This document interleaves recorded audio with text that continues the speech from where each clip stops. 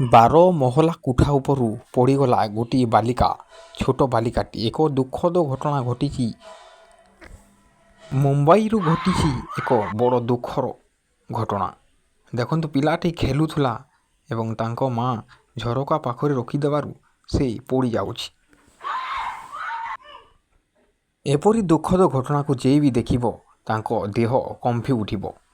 ଦେଖନ୍ତୁ, କେଡ଼େ ସୁନ୍ଦର ପିଲାଟି ଥିଲା ଏବଂ ଛାତ ଉପରୁ ତଳକୁ 12 ମହଲା ପରସ୍ରୁ ପଡ଼ୁଛି।